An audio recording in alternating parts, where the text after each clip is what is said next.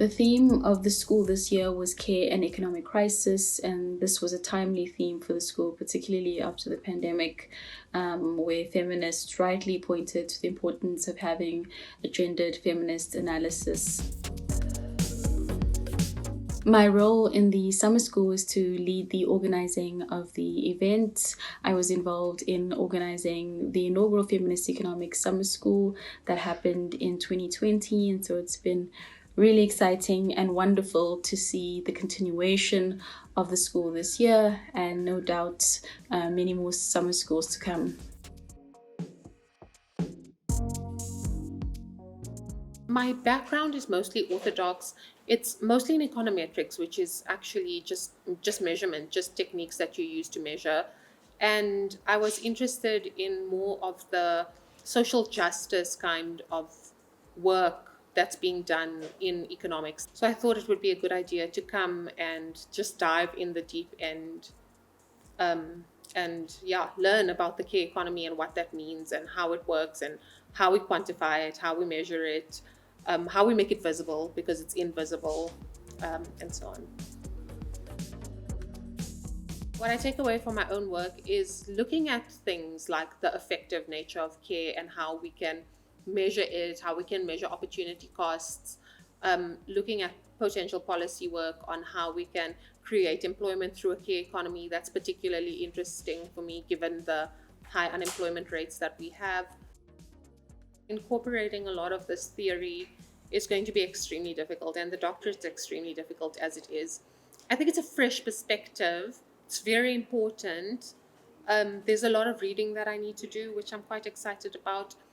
I think it's going to be challenging incorporating it into my work as it stands, with the pushback from being in a orthodox department.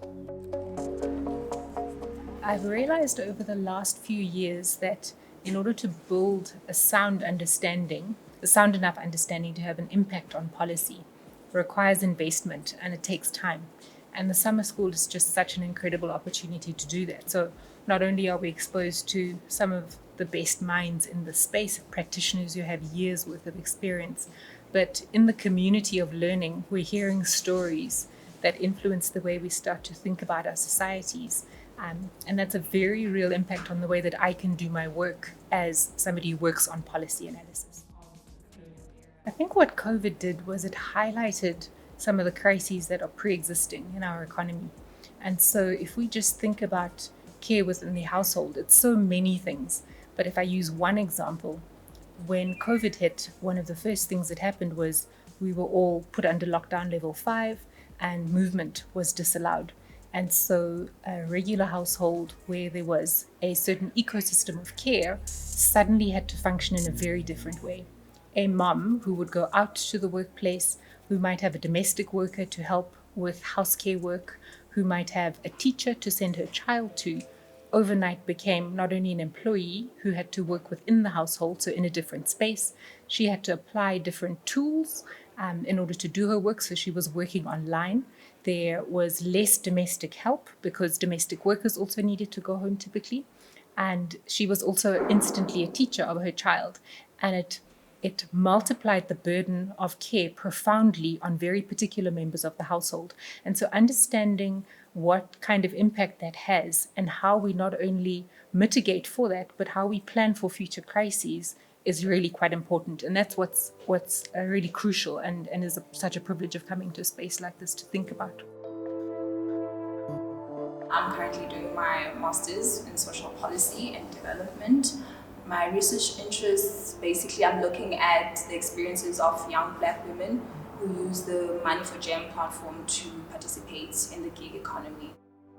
One of my research objectives was that I need to look at the care aspect. My supervisor kept asking me over and over again, like, what about the care, the issues of care, and how women navigate that as they work in the fourth industrial revolution and in the gig economy platforms.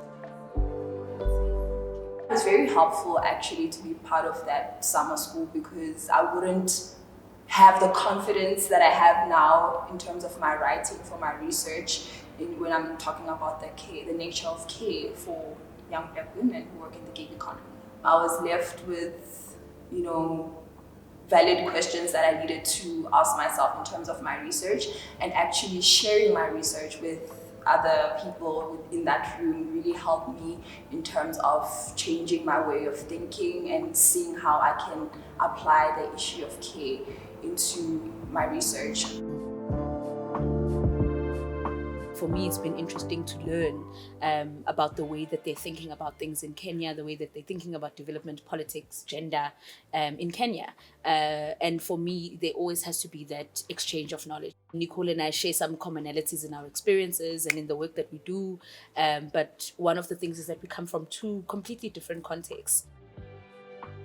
The most powerful thing about this whole experience and just being in one room with amazing individuals from different specialities, but especially from that economics perspective, has just been the merging of the intersections of, for example, people with a law background and people with economics background and people with public policy or political science, and to bring that these issues from wherever we're from, they're not unique. Coming from civil society, a lot of the notion is just about, we are just noisemakers. We come into this space, we make noise, no facts, no nothing. And what this summer school has been able to give me is that, a bit of technical expertise to give me that kickstart to be able to, unpack or even to be able to break down what feminist economics mean. But not only that, it's able to give me the courage and the data to be able to go and advocate for some of the asks that we're asking for. And so it gives you that confidence. And because there are very few women who work at the intersection of gender and economics, this provides that space. It's not limited that, we hear about feminist economists and just think those are people with numbers, or it's so technical, or what do I know about tax, what do I know about stratification, some of the figures which and the language used within the space, of course, day one was a bit like, I need a dictionary to be in this space. But over the couple of days, I'm like, I'm happy I'm in this space because now I have some of that technical expertise to boost my work, to be able to advance my agenda with data, with expertise, but most of all, with courage and confidence to be able to stand up for whatever women's economic justice and rights. I think for me, it's simple. Movement building is about people. You have to have people backing whatever it is that we're trying to think through. You have to have people who are thinking through the things that you are thinking through in different ways, right? But movement building and organizing is about people. And if we don't meet, and if we don't network, and if we don't create, and as feminists, we always have to constantly create feminist networks around us. That's where the movement starts, and that's where the movement is strengthened in these rooms. When I saw the advert for the Feminist summer school, as it was posted, and I read it through, actually I was fascinated about the issues that were pertinent, that were to be discussed at the summer school. So I found that these were key issues that, being as important as they are not given due scholarly attention. And also, I also found that I also started to look at how COVID-19 is impacting differently between males and females.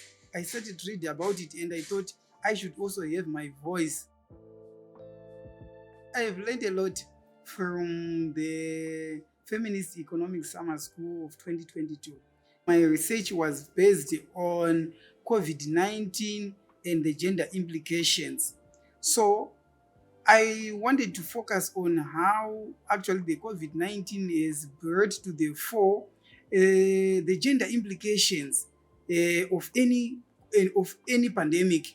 But then, having attended this course, the Feminist Economics Summer School, I am now confused as to what exactly I will focus on, because I have learned about issues of unpaid care and I found them to be very key. Of course, I want to continue focusing on the COVID-19, but then I'm not sure whether I will focus on it from the point of view of unpaid care or from the point of view of the vulnerability of women.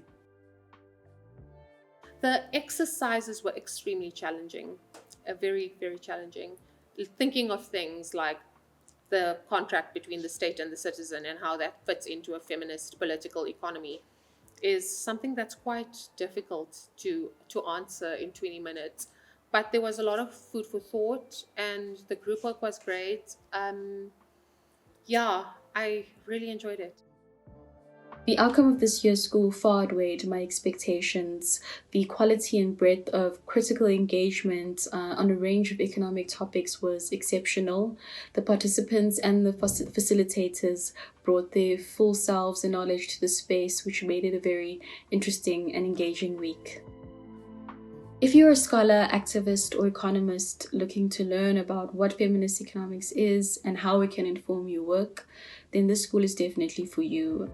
You can expect to gain a rich understanding of why a feminist lens is important to understand the various existing social crises, particularly the economic crises we face today.